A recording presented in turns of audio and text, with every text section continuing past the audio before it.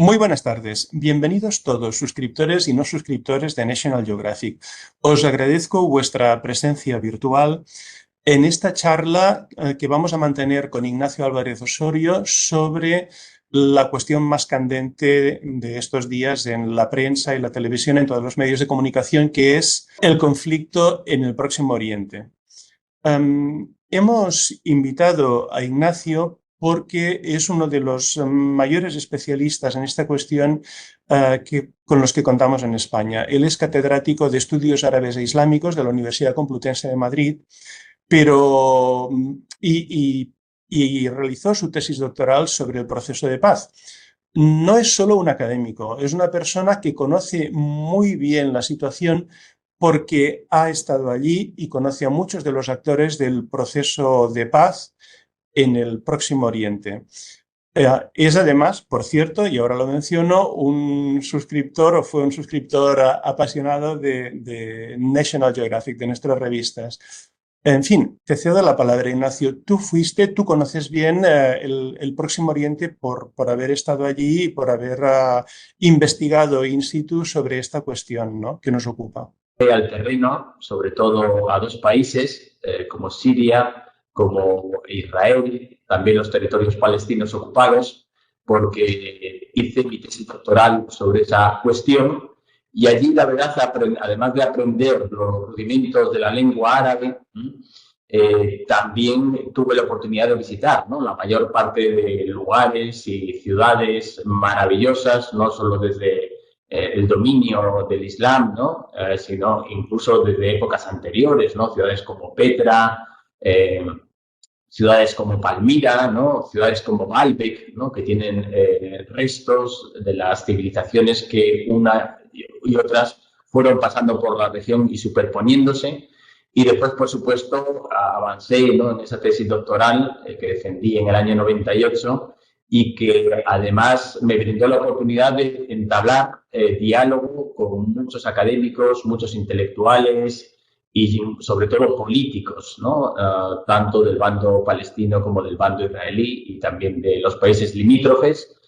Y la verdad es que es muy importante estar sobre el terreno. Seguro que más de uno de los espectadores han estado en Tierra Santa, han visitado Jerusalén, han visitado Petra, y te cambia totalmente, ¿no?, la percepción, el hecho de verlo como un espectador desde fuera, pero estar sobre el terreno y ver exactamente en qué consiste en el día a día de los israelíes, de los palestinos, de los sirios, de los libaneses, y además descubrir que son una gente maravillosa, ¿no? Es decir, toda la gente que visita la zona se queda sorprendida de esa maravillosa hospitalidad que tienen y la verdad es que gracias a haber estudiado lo que he estudiado, he tenido además la oportunidad de viajar por la zona y de conocer a muchísima gente muy interesante. Yo querría empezar por el principio, Ignacio, ¿no? El principio que se sitúa, pues, no exactamente hace 75 años con la fundación de Israel, sino algo antes, cuando lo que es ahora el territorio de Palestina, Israel, formó parte de lo que era el Imperio Otomano y luego pasó a la administración del Reino Unido después de la Primera Guerra Mundial, ¿no? Me gustaría que nos comentaras un poquito esta situación que se halla en el origen, quizá, de lo que después sería la presencia judía en Palestina, que daría lugar también a la creación del Estado de Israel. Sí, efectivamente, no se puede comprender el conflicto palestino-israelí sin aludir no solo a la creación del Estado de Israel en el año 1948, es decir, justo se ha cumplido este año su 75 aniversario, sino también a todo lo que ocurrió en las décadas anteriores y sobre todo en la época de entreguerras. Ese es el punto de inflexión, ¿no? Entre la Primera y la Segunda Guerra Mundial tienen lugar grandes transformaciones regionales, con la desaparición del Imperio Otomano, que había gobernado la zona de Palestina durante más de 4 siglos, y la irrupción en escena de las potencias coloniales europeas, por una parte Francia y por otra parte Gran Bretaña. Francia controla dos mandatos, el de Líbano y el de Siria, y realmente no tiene una voz, ¿no?, cantante en la cuestión palestina ni en el conflicto árabe-israelí. Pero sí Gran Bretaña. ¿Por qué? Pues porque durante la Primera Guerra Mundial ya había firmado la Declaración Balfour, por la cual daban garantías a Lord Rothschild, un banquero británico, para hacer todos los esfuerzos, una vez que terminase esa guerra, para crear sobre Palestina un hogar nacional para el pueblo judío. Y esto, obviamente, siguiendo las reivindicaciones del movimiento sionista. El movimiento sionista había nacido en la última década del siglo XIX, creado por Theodor Herzl, que es su principal ideólogo, autor del famoso libro El Estado Judío, en el que reivindicaba que, puesto que los judíos habían sido sistemáticamente perseguidos a lo largo de su historia en Europa, la mejor garantía para garantizar su seguridad sería la creación de un Estado única y exclusivamente judío, en el que los judíos, por lo tanto, no fueran perseguidos. Es cierto que se barajaron diferentes escenarios, diferentes lugares, pero al final, por lógica, se impuso la idea de Palestina, donde estaban algunos de los lugares sagrados más importantes del judaísmo, y también no olvidemos de las 3 religiones monoteístas. Entonces, cuando termina la Primera Guerra Mundial, enseguida Gran Bretaña instaura un mandato de Palestina. Yo creo que tenemos, ¿no?, un mapa que nos ayuda a ver esa repartición territorial entre Francia y Gran Bretaña, siguiendo un poco los principios de los acuerdos de Sykes-Picot y los compromisos que se habían adquirido con ¿no? Entonces se crea ese mandato de Palestina durante la época de entreguerras, y efectivamente las autoridades británicas van a hacer todo lo posible precisamente para que ese territorio albergue en un futuro un hogar nacional para el pueblo judío.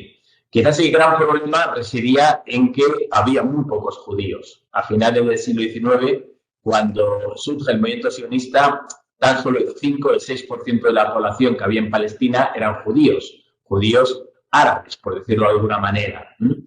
Y es a partir de las primeras décadas del siglo XX, y sobre todo con la instauración del mandato británico a partir del año 1920-21, cuando empiezan a llegar diferentes oleadas migratorias de judíos europeos, y ese proceso obviamente se acelera con la llegada del Partido Nacionalsocialista Alemán, Hitler, al poder por medio de unas elecciones democráticas, no lo olvidemos, en el año 1933, y es entonces cuando no empieza la solución final, que es posterior, ¿no?, es durante ya la Segunda Guerra Mundial, pero sí que empieza la persecución sistemática de los judíos, que en su mayoría tienen que huir, ¿no?, para salvar sus vidas a otros países europeos, incluso a Estados Unidos, ¿no?, o también a ese mandato de Palestina, que va a convertirse unos años más tarde en el Estado de Israel, ¿no?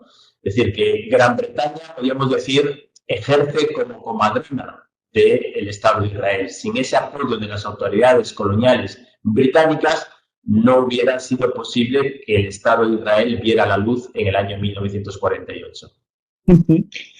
¿Y por qué se crea en 1948 el Estado de Israel? ¿Quién lo crea? ¿Quién decide crearlo? Es interesante la pregunta, ¿no? Porque inmediatamente después del final de la Segunda Guerra Mundial, la comunidad internacional y también la opinión pública mundial es consciente de la magnitud de la Shoah, del Holocausto vivido por la población judía, que ha sido eliminada sistemáticamente por parte de las autoridades nazis. Un total de 6 millones son exterminados en esos campos de concentración, sobre todo, ¿no?, en territorio polaco. Y hay un consenso por parte de buena parte de los países occidentales y de los vencedores de la guerra, Estados Unidos, la Unión Soviética, pero también Francia y Gran Bretaña, que hay que resarcir al pueblo judío por los sufrimientos experimentados durante esa Shoah, durante ese Holocausto. Y esos proyectos que ya había barajado la administración colonial británica de repartición del territorio entre árabes e israelíes empiezan a tomar forma y empiezan a cobrar fuerza y empiezan a ganar adeptos dentro de la comunidad internacional. Se barajan diferentes opciones. Gran Bretaña es consciente de que el dossier de Palestina pues excede, yo creo que sus posibilidades, y por lo tanto delega en Naciones Unidas, las recién creadas Naciones Unidas, que como sabemos todos se establecen en el año 45, pues delega el dossier palestino para que ellos propongan una solución. Y el 29 de noviembre del año 1947 es cuando plantean esta idea de dos estados, uno árabe y judío, que convivan y coexistan. Ese es el mapa aprobado en la resolución 181 de la Asamblea General de Naciones Unidas, que es, podríamos decir, el certificado de nacimiento del Estado de Israel, que es repartir, como veis, son 3 partes para el Estado palestino en amarillo, en verde, y otras 3 partes para el Estado israelí en azul. Que es un plan un tanto complicado de llevar a terreno. ¿Por qué? Pues porque incluso no tienen continuidad territorial, ¿no? Esos terrenos, ¿no? Buena parte de la costa mediterránea queda en manos de ese futuro Estado judío israelí. Veis, ¿no? Tel Aviv, Jaffa, Haifa, pero otras zonas, ¿no? Como toda la Franja de Gaza y Acre, ¿no? O Acre, San Juan de Acre, como le llamaban los cruzados, quedan del lado del territorio palestino. Y toda la zona de Cisjordania también quedaría dentro de ese Estado palestino, ¿no? Es decir, que es un plan que yo creo que no satisface a nadie. Es decir, porque los palestinos consideran que ellos están pagando la factura del exterminio de los nazis sin haber tenido ellos responsabilidad alguna, ¿no? En esa solución final aplicada por los nazis, y consideran que parte de su territorio va a ser cedido, ¿no? a un Estado judío, y que ellos se van a quedar, además, sin las zonas más fértiles. Y, por otra parte, dentro del movimiento sionista hay 2 corrientes, podríamos decir, la laborista, ¿no? La socialdemócrata, de David Ben-Gurión, al cual pues seguro que muchos de vosotros habéis oído hablar de él, ¿no?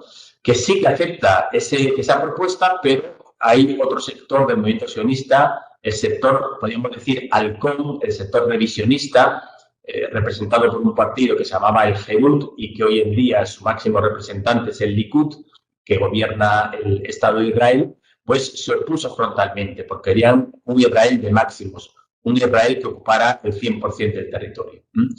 Finalmente, realmente ese plan no llegó a cumplirse por completo porque los países árabes declararon la guerra al Estado de Israel, una vez que se proclamó el 14 de mayo de 1948, y se desató lo que los israelíes llaman la guerra de independencia y los palestinos llaman la Nakba.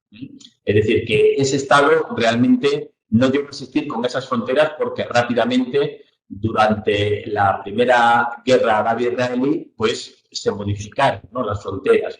Yo creo que hay un mapa muy interesante para visualizar en qué consistieron esas conquistas territoriales, que es el armisticio de Rodas del año 1949, que pone fin a esa primera guerra árabe-israelí y que se traduce en que Israel ya no controla el 56% del territorio, tal como le había asignado el plan de partición, la resolución 181, sino conquista, como veis, todas esas zonas moradas, otro 20% de territorio, que realmente son las fronteras oficialmente reconocidas por la mayor parte de la comunidad internacional. Es decir, un Israel en las fronteras del armisticio de Rodas del año 49 y que abarcaría casi 78-79% del territorio de la Palestina histórica, de la Palestina del mandato, mientras que quedan, como veis, 2 pequeños fragmentos, la Franja de Gaza, por un lado, y por otro lado el West Bank, en inglés, o Cisjordania, como se suele traducir al español,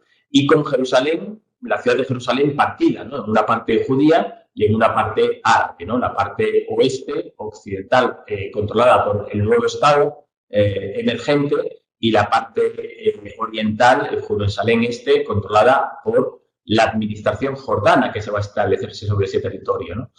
Y quizás lo más dramático es precisamente lo que muchos consideran, muchos historiadores israelíes consideran el pecado original de Israel, ¿no? Que la creación de ese Estado se hizo a expensas de los derechos nacionales palestinos e implicó también un movimiento masivo de población que fue expulsada de sus hogares. Se crea entonces el problema de los refugiados palestinos, ya que 4 de cada 5 palestinos son expulsados o bien a los países limítrofes, Líbano, Siria, Jordania, en menor medida Egipto, por una razón muy sencilla, y es que en Egipto estaba el desierto del Sinaí, es decir, que no hacía viable una vida, ¿no?, con plenas garantías, ¿no? Y también, por supuesto, muchos refugiados se establecen en la Franja de Gaza, que ahora está de máxima actualidad, y otros en Cisjordania, ¿no? Es decir, que la creación del Estado de Israel implicó la destrucción de la sociedad palestina y la expulsión masiva de su población a los países del entorno. Hoy en día, para que os hagáis una idea, ese mapa estaba bien, ¿no? Porque hoy en día, el anterior, ¿no?, es muy interesante porque vemos como Líbano, Siria, Jordania, veis esos globos rojos, indican los campos de refugiados más importantes y más poblados de los países del entorno. En total hay 7 millones de refugiados palestinos, descendientes de los 750, 800.000 palestinos que fueron expulsados del Estado de Israel. Y no olvidemos también indicar que Israel a partir de entonces se enfrentó con un clima muy hostil, ¿no?, porque ningún país del entorno reconoció, ¿no?, el derecho a la existencia del Estado de Israel, y las décadas posteriores vivieron múltiples, ¿no?, guerras, ¿no?, la guerra de Suez en el 56, la guerra de los 6 días en el 67, la de octubre del 73, la del 82 en Líbano. Es decir, desde entonces la zona ha vivido un periodo convulso en el que las crisis, los conflictos, las tensiones, las guerras han estado a la orden del día. Es decir, lo que estamos viendo hoy en día no es una excepción, sino más bien la norma en la que ha vivido la región en los últimos 75 años. Quizá en este sentido, en el que apuntas esta serie de contiendas entre Israel y los países árabes vecinos, hay dos que son las que destacan, ¿no?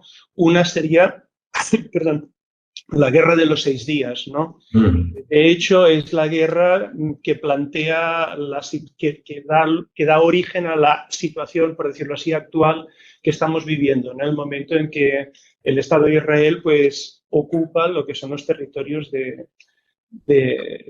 Gaza y Cisjordania, y la guerra de Yom Kippur, que lanzan justamente Siria y Egipto para recuperar estos territorios.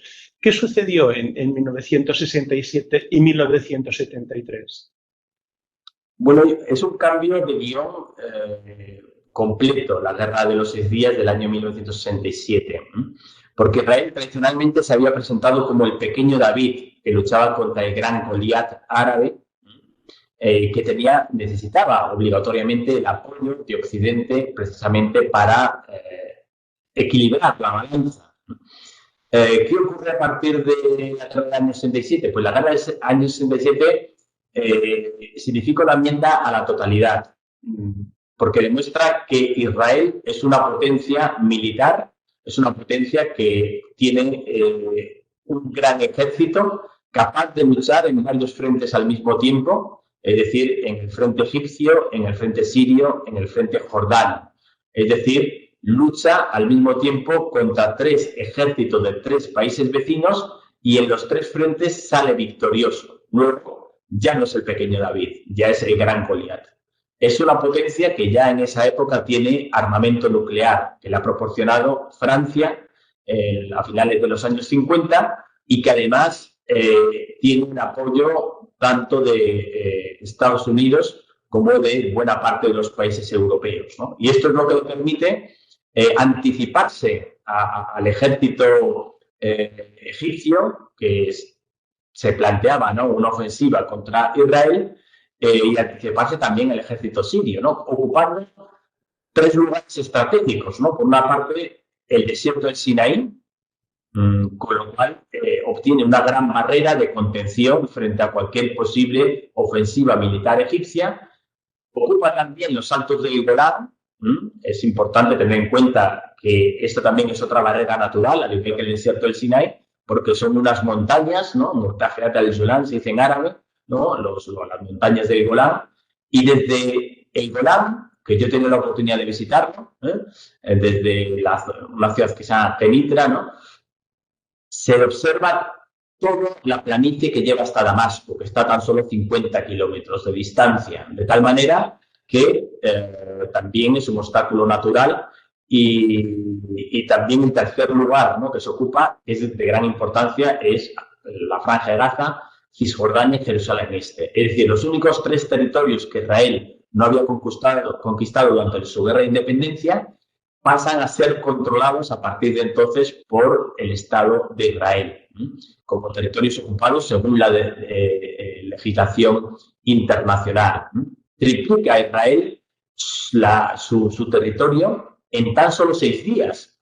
Y en muchas ocasiones se habla, ¿no?, de que recibió, ¿no?, Israel ayuda divina para lograr esa hazaña militar que significó también la derrota del nacionalismo árabe representado por el presidente egipcio Gamal Abdel Nasser y por el partido Baath que gobernaba en Siria. Fue una hecatombe, una derrota que provocó un gran terremoto, ¿no? Y quizás lo más interesante es mencionar que esa guerra es seguida de una nueva resolución de Naciones Unidas, en este caso la resolución 242 del Consejo de Seguridad, que por primera vez habla del principio de territorios por paz. Dice, los países, los estados vecinos, tienen que reconocer el hecho de que Israel es un estado legítimo en las fronteras, obviamente, del armisticio de Rodas del año 49, de la Guerra de Independencia, y a cambio Israel tiene que retirarse de los territorios que ha ocupado durante esa Guerra de los 6 días. De territorios, ya hemos dicho, sirios, egipcios y palestinos, ¿no? Lo que pasa es que Israel nunca llega a aplicar, ¿no?, esa resolución, como tampoco había aplicado la resolución 194, que habla del derecho al retorno de los refugiados palestinos, también del año 48, y en todo momento quiere que en un eventual proceso de paz no negociar con todo el mundo árabe, obviamente porque va a quedar en una situación de debilidad, sino negociar parte por parte, país por país. Y efectivamente, ¿no?, pocos años más tarde, casi 10, 11 años más tarde, alcanza los acuerdos de Camp David.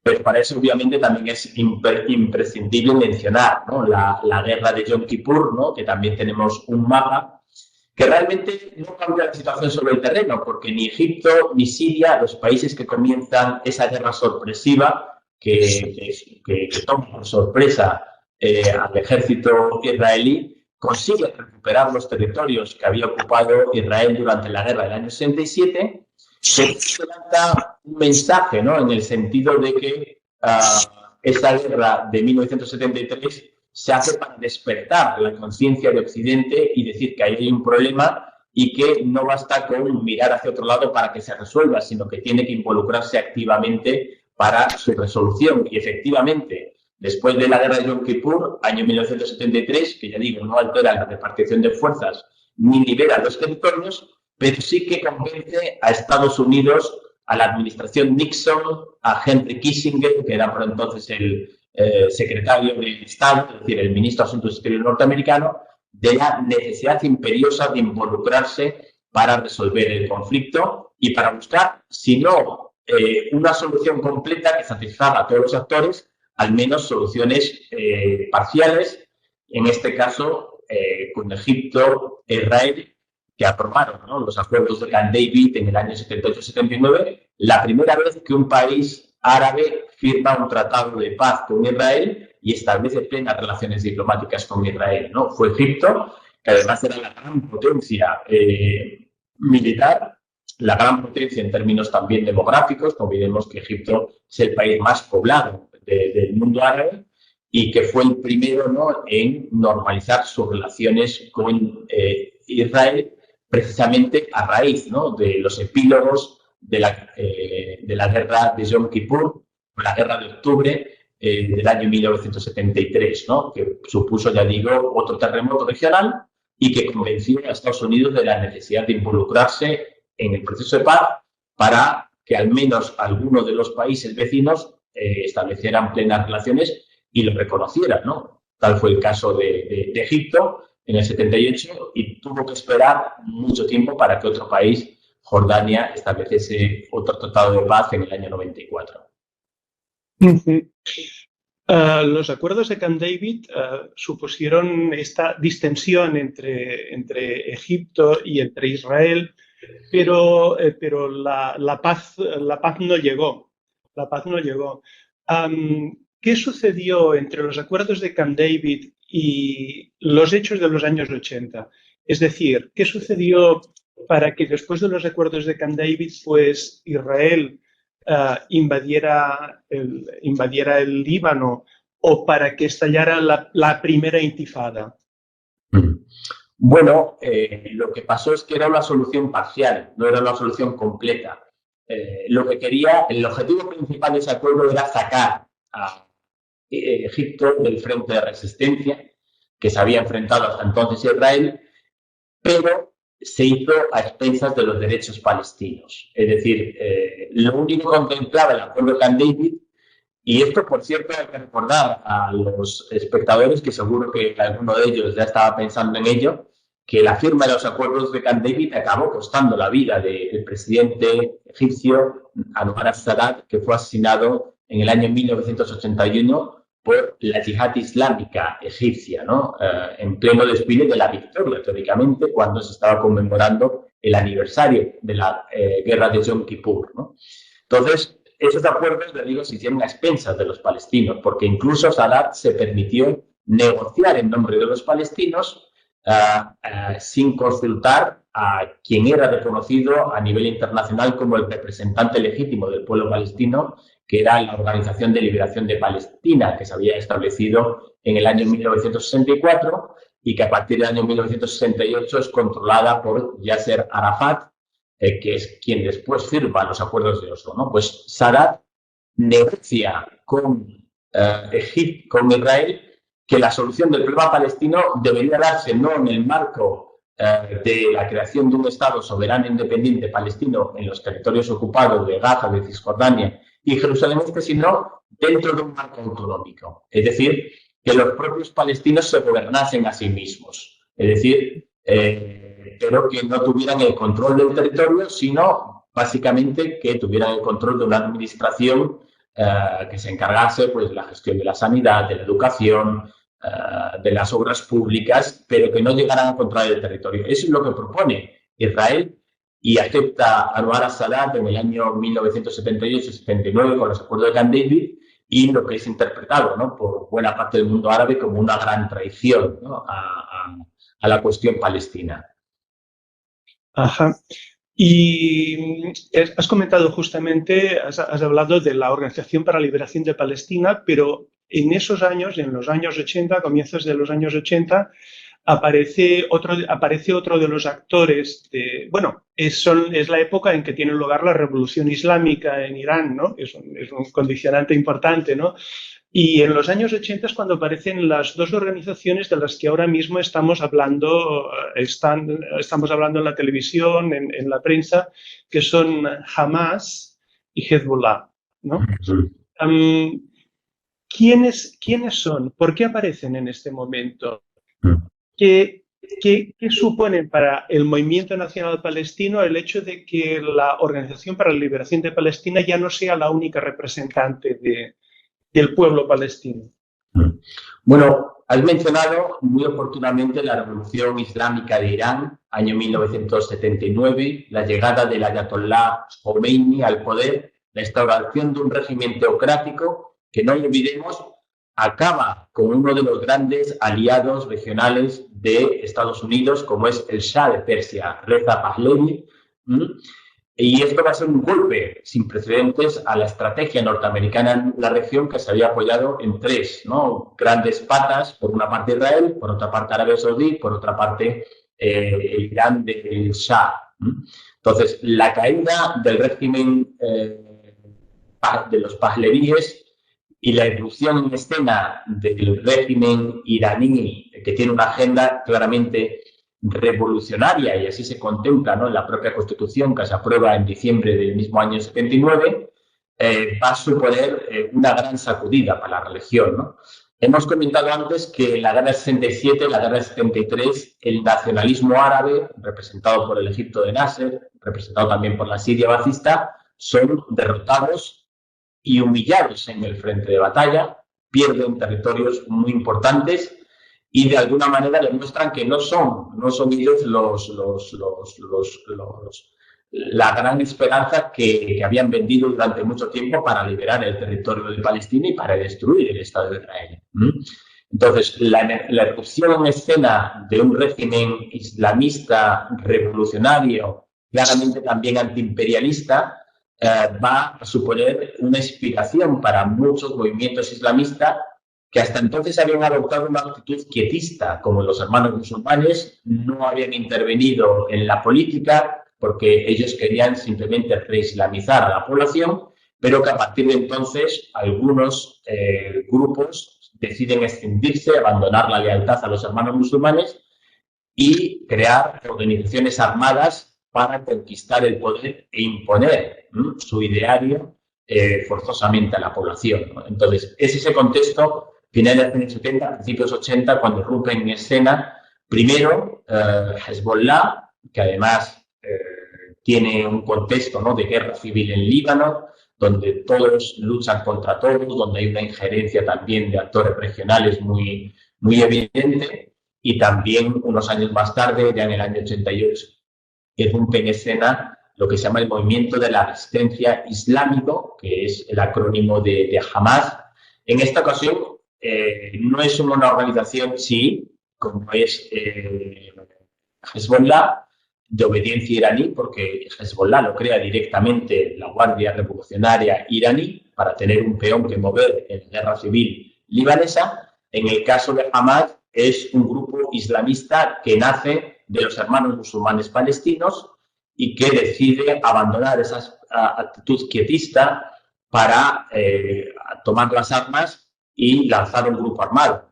Hamas es un partido político, pero también tiene un brazo armado, ¿no?, las brigadas Qassam. Entonces, es ese momento, ¿no?, en los años 80, cuando irrumpen en escena todos estos movimientos que deciden abandonar la vía quietista y tomar las armas para tratar de ganar cuotas de poder e imponer al conjunto de la población su programa político, que a lo mejor por otras vías, como las políticas, si se les hubiera permitido, no hubieran tenido posibilidad de conquistar el poder porque no representan a lo mejor al 60, al 70 o al 80% de la población. Y entonces llegamos en este contexto de conflictos, llegamos a los años 90, ¿no?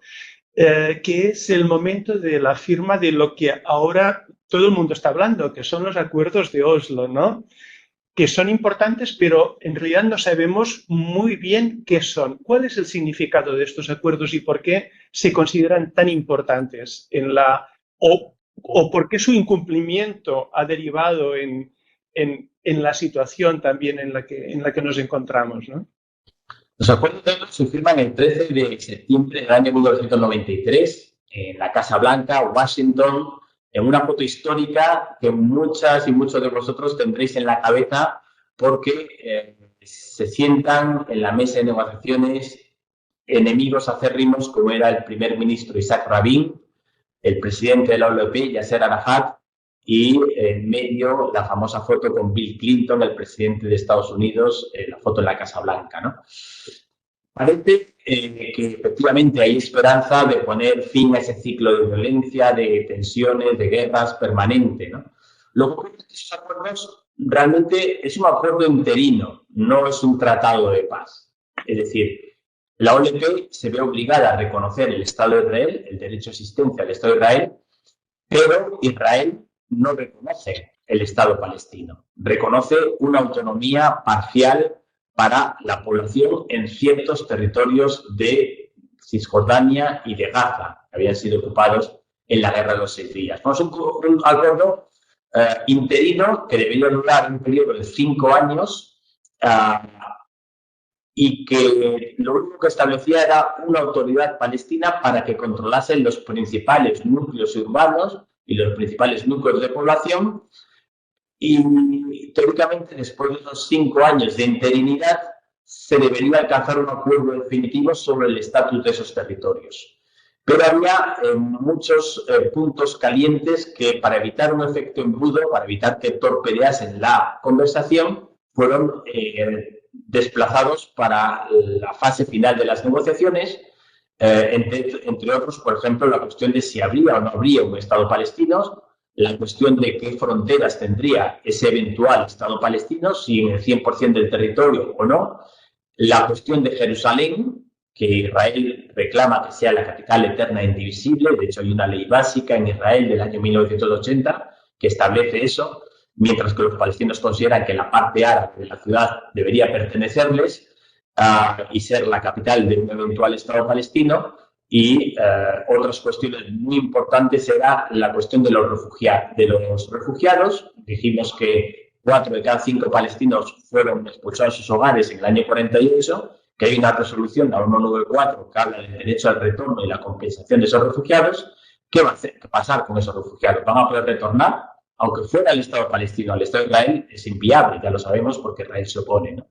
Y después hay otra cuestión que es clave, ¿no? Que es el futuro de los asentamientos de colonos erigidos ilegalmente por Israel en el territorio ocupado desde el año 1967. La Cuarta Convención de Ginebra, el artículo 49, establece que la potencia ocupante no puede desplazar a parte de su población al territorio ocupado. A pesar de ello, Israel ha erigido cerca de 200 asentamientos sobre Cisjordania, también en Gaza, pero los de Gaza fueron evacuados en el año 2005, en los que, y fijémonos este dato que yo creo que es muy ilustrativo, ¿no? Vivían unos 250.000 colonos en el año 1993 cuando se alcanzaron esos acuerdos. Desde entonces, es decir, en los últimos 30 años, 93, año 2023 en el que estamos ahora, Israel, independientemente de quién gobierne el Estado de Israel, ya sea el Partido Laborista, ya sea el Likud o ya sea Kadima, ¿no? Que fue una excepción del Likud, han hecho lo posible por impedir que ese Estado palestino, ese eventual Estado palestino, tenga continuidad territorial. ¿Y cómo lo han hecho? Pues triplicando la población de colonos, ¿no? En violación, ya digo, de las convenciones internacionales. Había 250.000 en el año 1993, hoy hay 750.000. Más de un 10% de la población israelí vive hoy en territorio ocupado.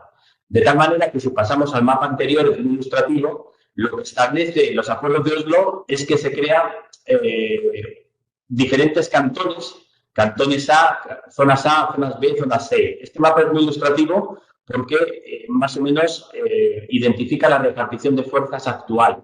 Los palestinos realmente no controlan toda Cisjordania. La autoridad palestina, dirigida en primer momento por Yasser Arafat, hoy en día por Mahmoud Abbas, su sucesor, sino solo controla esas zonas más claras, esos islotes que apenas representan un 40% del territorio y donde están las principales concentraciones urbanas palestinas.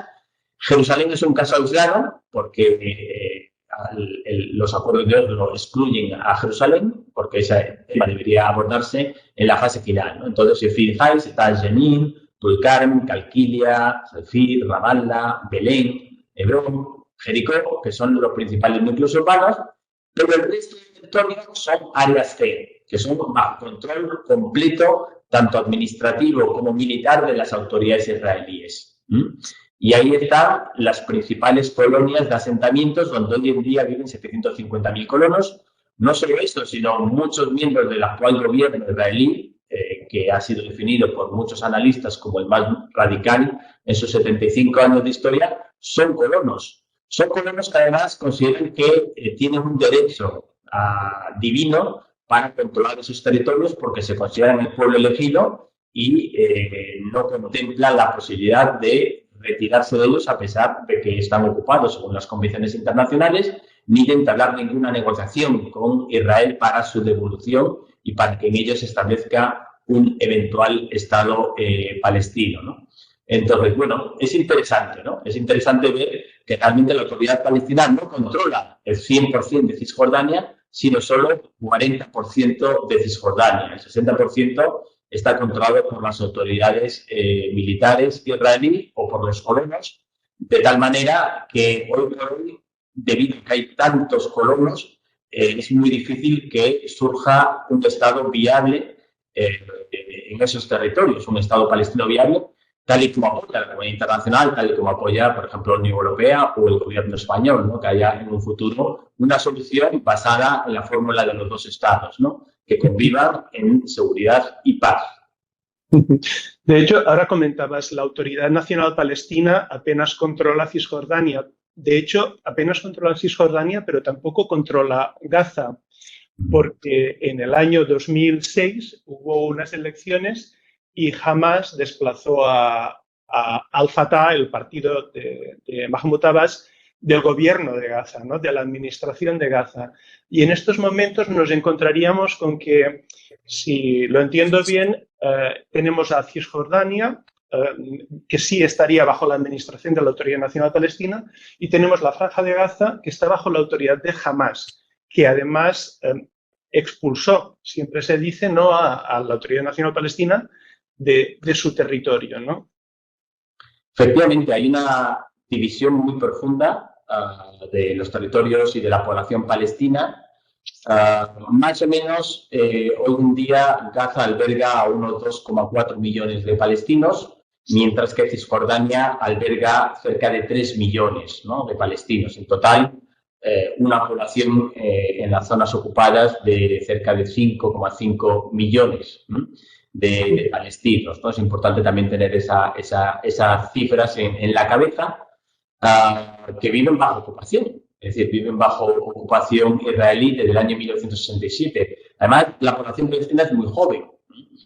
Las tasas de natalidad, como muchos sabéis, en los países árabes son muy elevadas, de tal manera que mucha gente, prácticamente el 80% de la población, ha nacido ya y ha vivido toda su vida bajo ese régimen de ocupación militar, que es muy estricto, porque impide la movilidad entre ciudades, ¿no? Son cantones, guetos aislados los unos de los otros, ¿no? Y el caso pues, más paradigmático quizás es el de Gaza, ¿no? Gaza vive desde el año 2007, inmediatamente después de esos acontecimientos que has mencionado, del choque entre Fatah y Hamas. Gaza vive cerrada, cal y canto. Todas las fronteras están controladas bien por el Estado de Israel, ¿no? Todos los pasos, o bien por un aliado estratégico del Estado de Israel, que es el régimen egipcio, dirigido hoy en día por el mariscal Sisi, y que se presenta precisamente a las elecciones en las próximas semanas, ¿no? Ahí viven 2,4 millones de personas que están completamente aislados, ¿no? Es Israel quien permite o impide el acceso de ayuda humanitaria.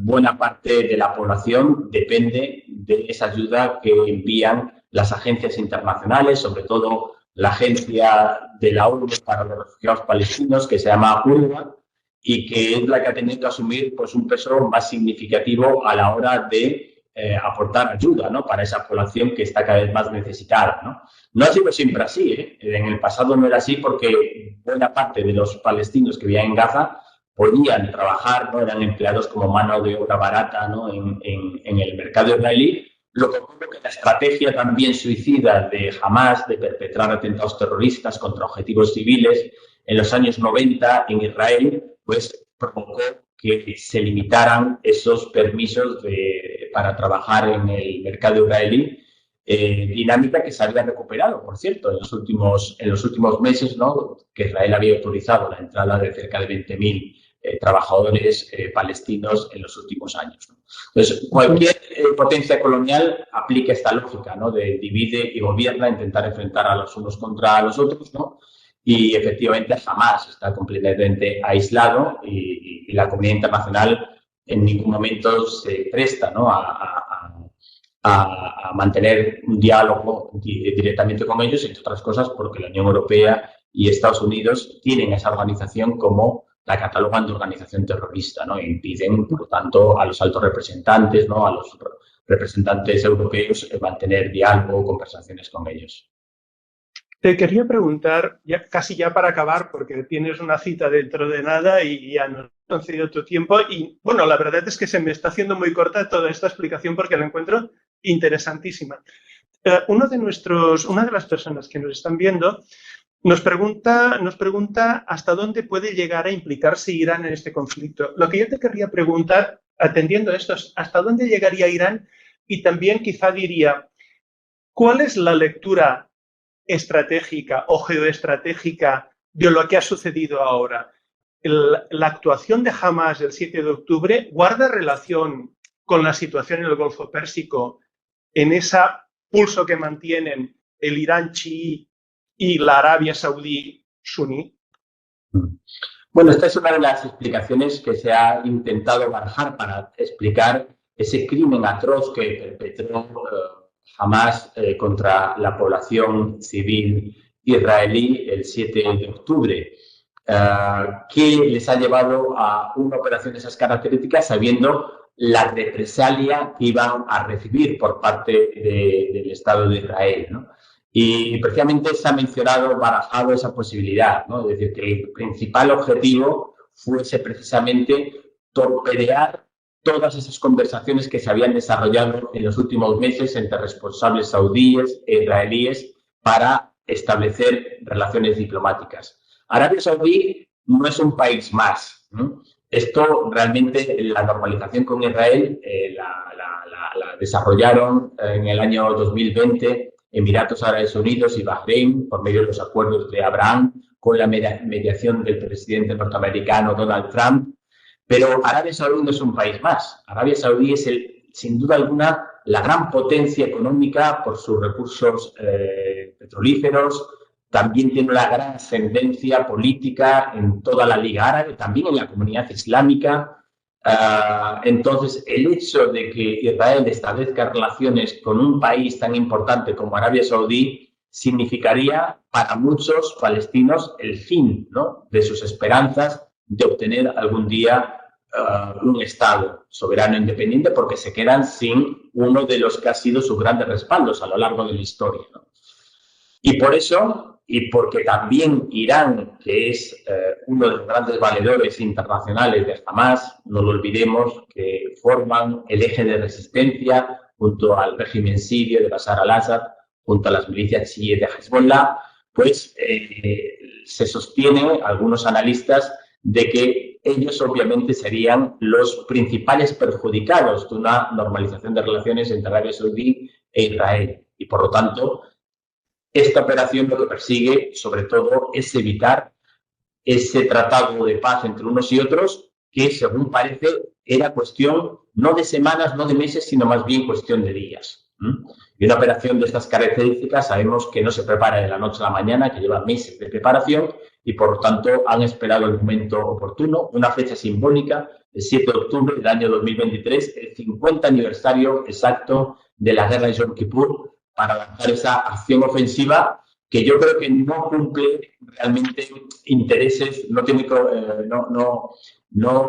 el beneficio de los palestinos, de la causa palestina, y que ese gran error estratégico que probablemente costará, ¿no?, la vida de la propia organización, ¿no?, y de sus máximos responsables, y que le hace un daño notabilísimo, ¿no?, porque ya estamos viendo que se equipara a Hamás con el autodenominado Estado Islámico. Macron pide la creación de una gran coalición internacional para combatir a Hamás.